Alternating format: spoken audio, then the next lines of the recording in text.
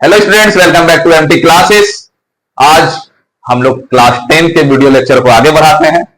जैसे कि हम लोग पिछले वीडियो लेक्चर में देखे, रिफ्रैक्टिव इंडेक्स कैसे निकाला जाता है अगर आपको speed of light in different medium दिया हुआ तब, या फिर एंगल के बारे में पता हो तब।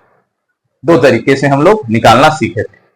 आज हम लोग दो और तरीका सीखेंगे, जिसमें हम लोग देखेंगे कि अगर डेप्थ के बारे में भी पता है ऑब्जेक्ट के किसी भी मीडियम में, और डेप्थ में जो चेंज आता है उसको भी अगर हम लोग जान जाए तो हम लोग रिफ्रैक्टिव इंडेक्स निकाल सकते हैं। और लास्ट पार्ट में देखेंगे कि अगर हम लोग को रिलेटिव रिफ्रैक्टिव इंडेक्स निकालना है तो गिवन रिफ्रैक्टिव इंडेक्स के बिहाफ पे कैसे हम लोग निकाल सकते हैं।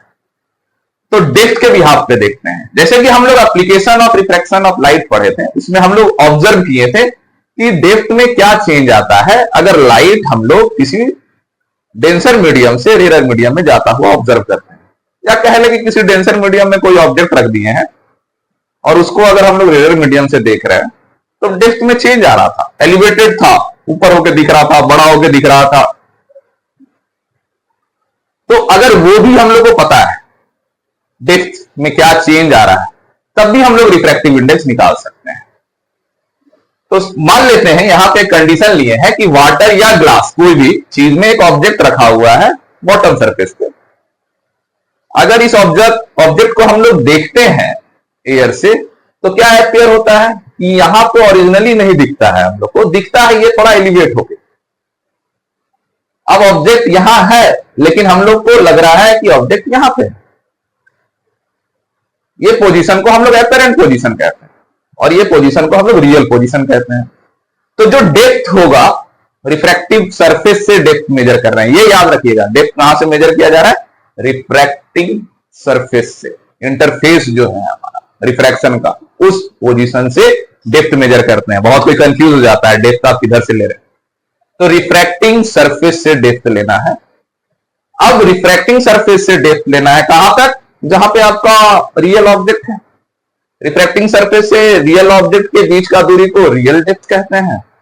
रिफ्रैक्टिंग सरफेस से अपरेंट ऑब्जेक्ट का डेप्थ को, जो दिख रहा है हम लोग को, उसको अपरेंट डेप्थ कहते हैं। तो ये दो चीज पता चल गया, बस ये जानना है, बाकी बात तो हम लोग पढ़ के आए हैं। सपोज दैट ऑब्जेक्ट यहां था, दिख यहां रहा है, और हमको रियल डेप्थ पता है और अपरेंट डेप्थ पता है, तब भी हम लोग रिफ्रैक्टिव इंडेक्स निकाल सकते हैं इस मटेरियल मीडियम का with respect to this air. वो कैसे निकलता है? तो रिफ्रैक्टिव इंडेक्स अगर हम लोग निकालने जाएं इसका,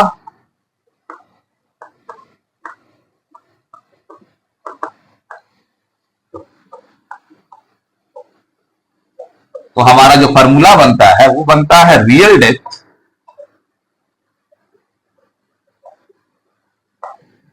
upon apparent depth.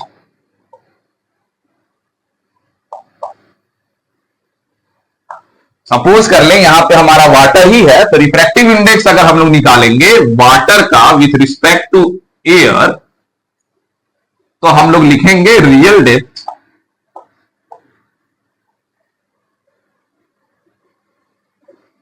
Upon apparent depth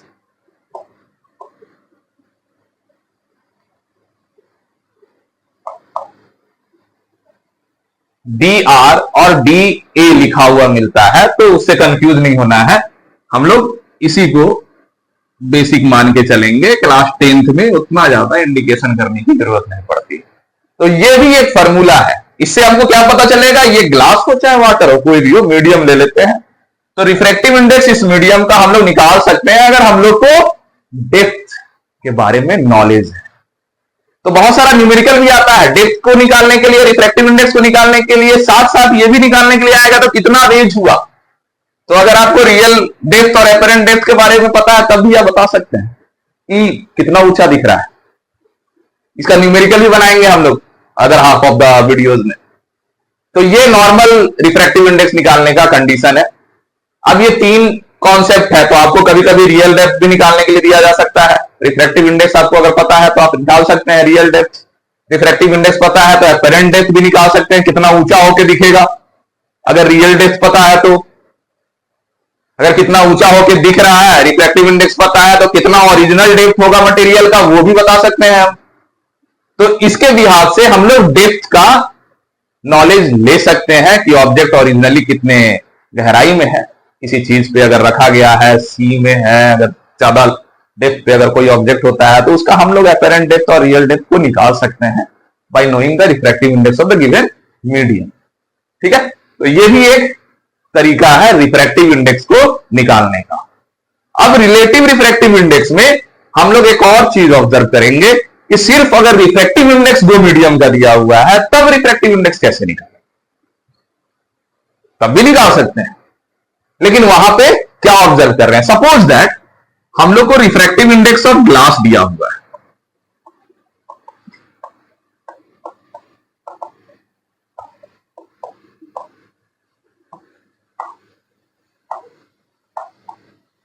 originally हम लोग जो बात कर रहे हैं वो एयर से बात कर रहे हैं, तो simple R G N G लिख रहे हैं हम लोग, ईटा जी।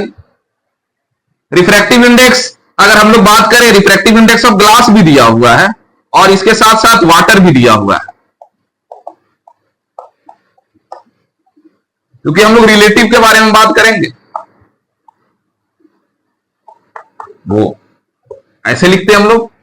तो अगर क्वेश्चन आता है कि अब रिफ्रैक्टिव इंडेक्स आपको दे दिया गया है दोनों चीज में, ना ही हम लोग स्पीड के बिहाफ पे बात कर रहे हैं, ना ही हम लोग एंगल के बिहाफ पे बात कर रहे हैं, ना ही हम लोग डेप्थ के बात में, लेकिन खाली रिफ्रैक्टिव इंडेक्स दे दिया। अब हमसे बोला जाएगा कि रिफ्रैक्टिव इंडेक्स निकाल के बताइए ग्लास का विथ रिस्पेक्ट टू वाटर। इसका मतलब क्या है, रिफ्रैक्टिव इंडेक्स ऑफ ग्लास, पिछले लेक्चर में हम लोग समझे थे, refractive index of glass with respect to water. तो क्या करेंगे, और सिर्फ रिफ्रैक्टिव इंडेक्स पता है तब भी हम लोग निकाल सकते हैं, लेकिन यहां फॉर्मूला में थोड़ा सा चेंज आएगा। पहले हम लोग स्पीड के बिहाफ में जिसका निकालते थे उसको डिनोमिनेटर में रखते थे, लेकिन यहां ऐसा नहीं है, जो जनरल मैथमेटिक्स है, जिसको फाइंड करना है वो रहेगा न्यूमरेटर में। तो रिफ्रैक्टिव इंडेक्स ऑफ ग्लास जो होगा वो रहेगा न्यूमरेटर में, रिफ्रैक्टिव इंडेक्स ऑफ वाटर जिसके बिहाफ में निकाल रहे हैं वो रहेगा डिनोमिनेटर में। ठीक है, तो ये रिफ्रैक्टिव इंडेक्स के बिहाफ में हम लोग सिर्फ रिफ्रैक्टिव इंडेक्स दिया हुआ है तब भी दो रिलेटिव रिफ्रैक्टिव इंडेक्स हम लोग निकाल सकते हैं। अगर इसको हम लोग सिंपल फॉर्म में लिखें और सारे रिलेशन को हम लोग ऑब्जर्व करें तो हम लोग कह सकते हैं कि रिफ्रैक्टिव इंडेक्स, इसी को अगर लिख के चलें कि मीडियम 2 का निकालना है विथ रिस्पेक्ट टू 1, तो कैसे लिख सकते हैं। तो रिफ्रैक्टिव इंडेक्स 2 का निकाल रहे हो आप, किसके रिस्पेक्ट में, 1 के रिस्पेक्ट में, तो ये ऐसे लिखा जाएगा रिफ्रैक्टिव इंडेक्स के बिहाफ पे। लेकिन स्पीड के बिहाफ पे बदल रहा था, याद है, स्पीड के बिहाफ पे हम लोग रिफ्रैक्टिव इंडेक्स ऑफ 2 मीडियम निकाल रहे थे 1 के रिस्पेक्ट में, तो वो कैसे लिख रहे थे, इसी चीज को लिखते हैं, देखते हैं, देखिए समझिए। तो वेलोसिटी ऑफ 1 लिखते थे और नीचे लिखते थे velocity of 2। Suppose that water का निकाल रहे हैं एयर के रिस्पेक्ट में, तो एयर का वेलोसिटी ऊपर लिखते थे, वाटर का नीचे लिखते थे कि नहीं लिखते थे। यहां ध्यान से देखिएगा, चीजें बदल रही हैं, निकाल वही चीज रहे हैं हम लोग। निकाल क्या रहे हैं, refractive index of 2 with respect to 1।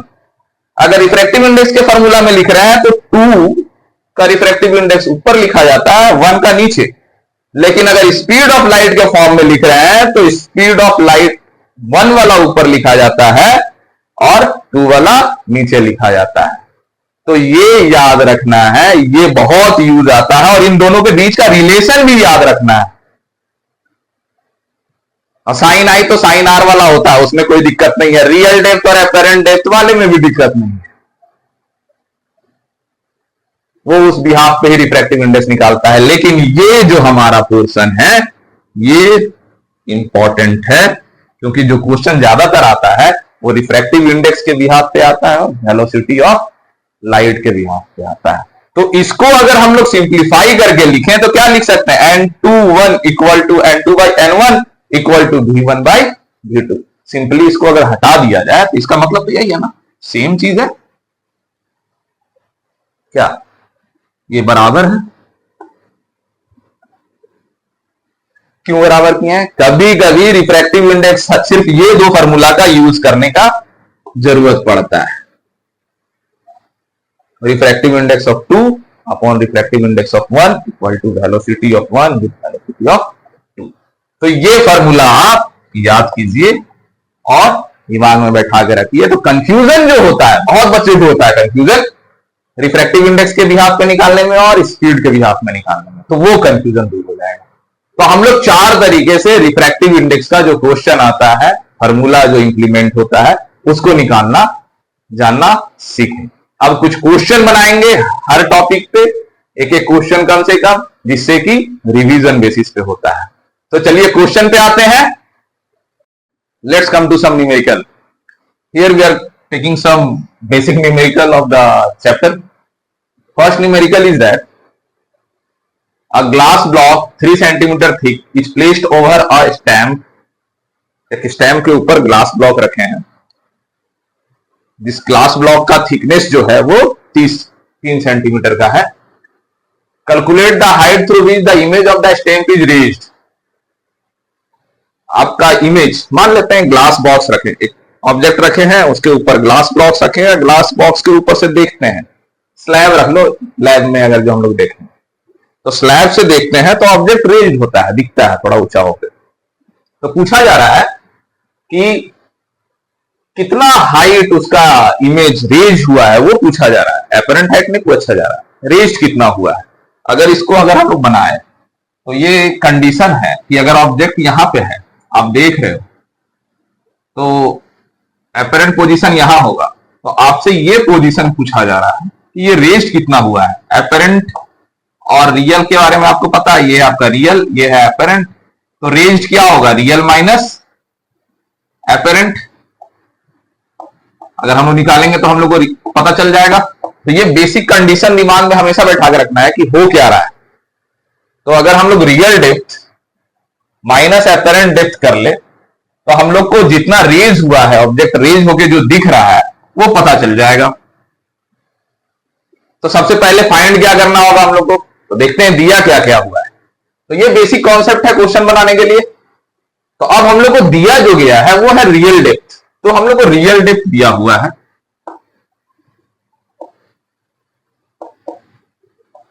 जो कि है 3 सेंटीमीटर।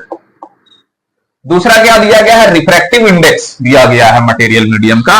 तो रिफ्रैक्टिव इंडेक्स किसका है, तो ग्लास का है। तो हम लोग डायरेक्टली लिख ले रहे हैं, रिफ्रैक्टिव इंडेक्स का ग्लास का दिया हुआ है जो कि 1.5 दिया हुआ है। अब हम लोग को निकालना है रेज्ड हाइट। रेज्ड हाइट हम लोग क्या मान के चल रहे हैं, रेज्ड मान के चल रहे हैं, रियल माइनस एपरेंट अगर हम लोग कर ले तो रेज्ड चल जाएगा। तो इसके लिए क्या क्या निकालना पड़ेगा, तो एपरेंट निकालना पड़ेगा। तो एपरेंट क्वेश्चन मार्क मान लीजिए आप, ये गिवन कंडीशन में आ गया। तो एपरेंट कैसे निकाल सकते हैं, अगर हम लोग को रिफ्रैक्टिव इंडेक्स पता है तो हम लोग फार्मूला लगाएंगे real depth upon apparent depth,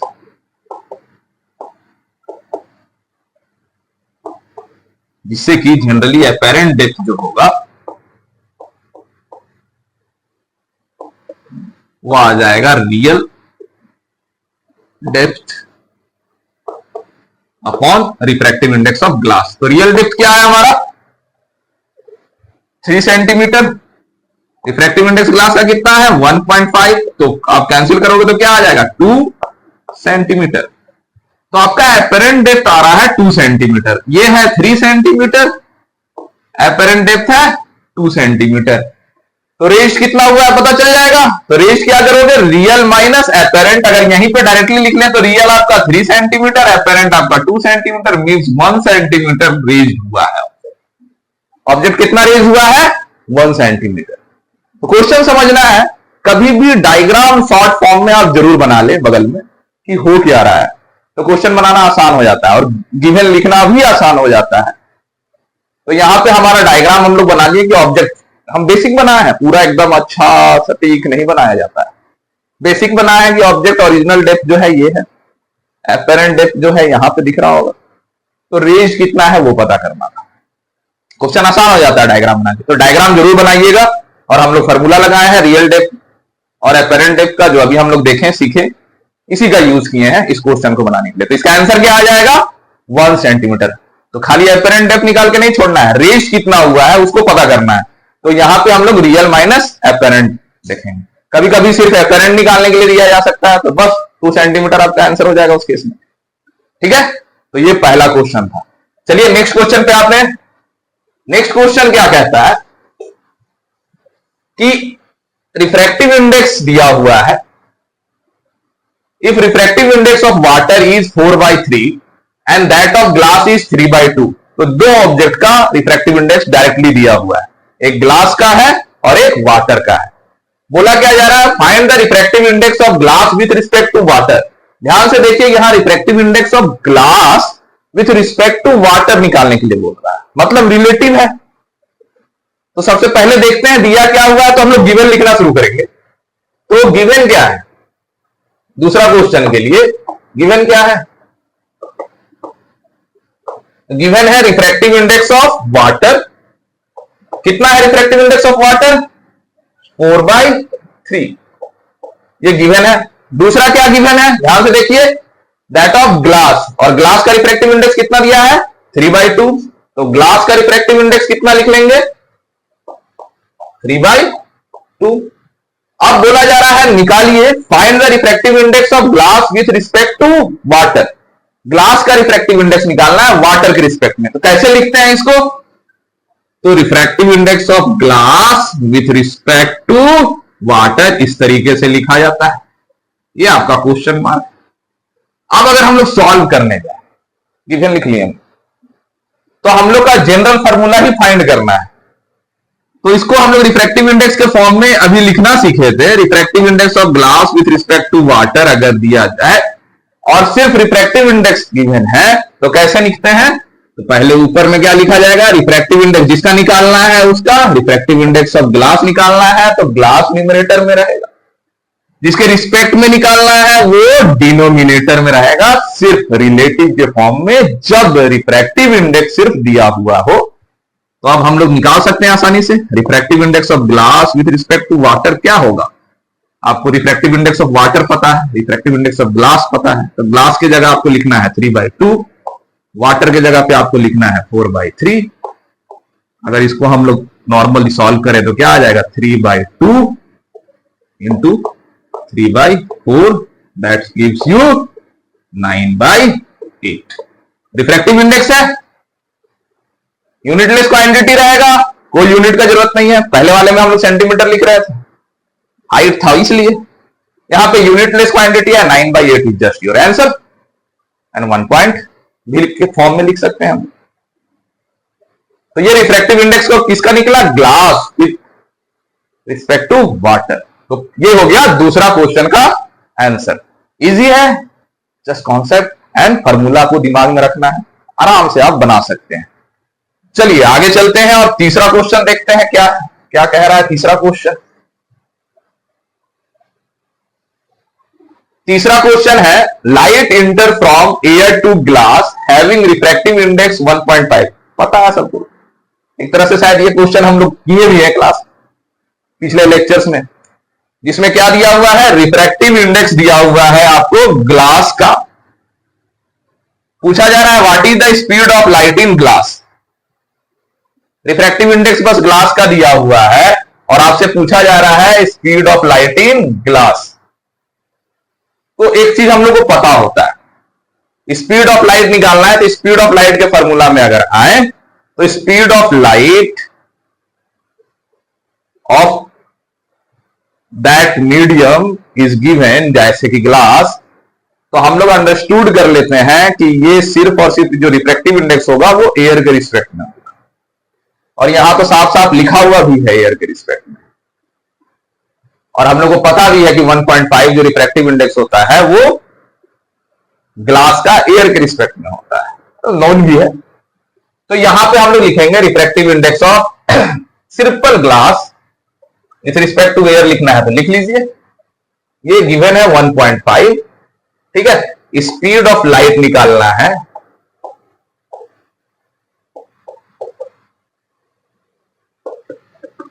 in glass, तो हम लोग इसको जस्ट ऐसे लिखते हैं velocity of light in glass, ये क्वेश्चन मार्क है।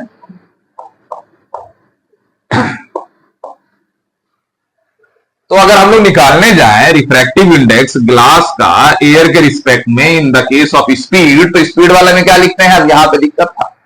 तो जिसका निकालना है वो डिनोमिनेटर में होता है, एयर के रिस्पेक्ट में अगर निकाल रहे हैं तो,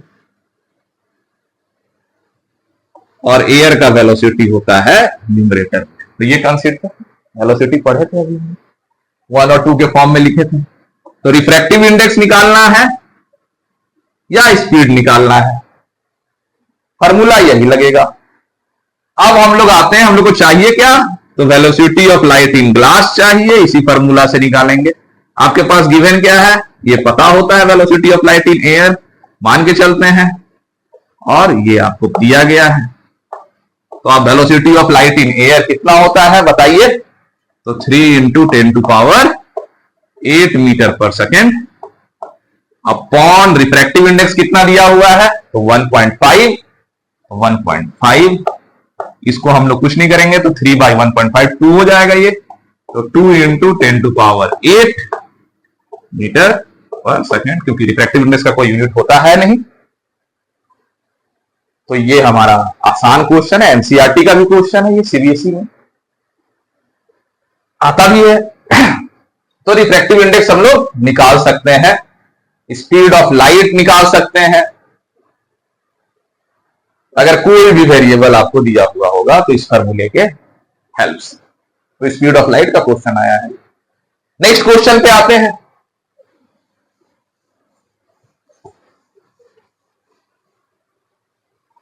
नेक्स्ट क्वेश्चन क्या कहता है, ये भी हमारा जो क्वेश्चन है अपेरेंट डेप्थ और रियल डेप्थ पे है। कह रहा है an object at the bottom of the beaker filled with a liquid up to a height of 10 centimetre. एक ऑब्जेक्ट को रखे हैं, फिर से ये बॉटम ऑफ द बीकर है, एक बीकर है, पानी भरा हुआ है इसमें, और एक ऑब्जेक्ट रखा गया है, तो उसका रियल डेप्थ होगा वो, देखा जाए कितना दिया हुआ है, 10 सेंटीमीटर तक पानी भरा हुआ है, तो 10 सेंटीमीटर तक रियल डेप्थ होगा। आगे चलते हैं। If the refractive index of liquid with respect to air is 4/3, generally liquid water को मान के चला, और रिफ्रैक्टिव इंडेक्स, इस लिक्विड का रिफ्रैक्टिव इंडेक्स भी दे दिया गया। ठीक है, जो दिया गया है refractive index of water with respect to air ही कहा गया है, और दिया गया है ये 4/3। ठीक है, ये क्या दे दिया गया है, ये आपको रियल डेप्थ दिया गया है,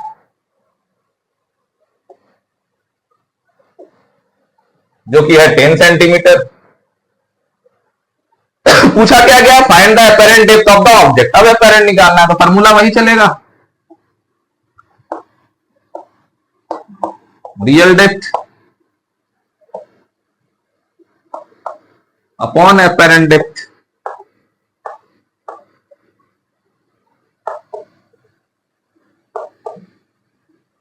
निकालना है apparent depth,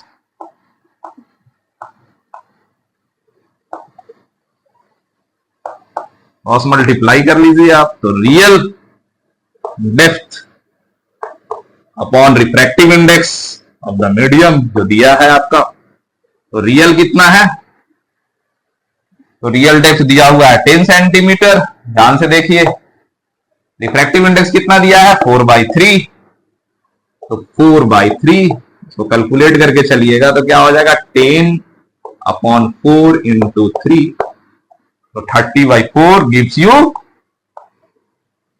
7.5 centimetre. This is your apparent depth। यही पूछा गया, इसमें कोई हाइट में रेज हुआ है कि नहीं हुआ है ये नहीं पूछा गया।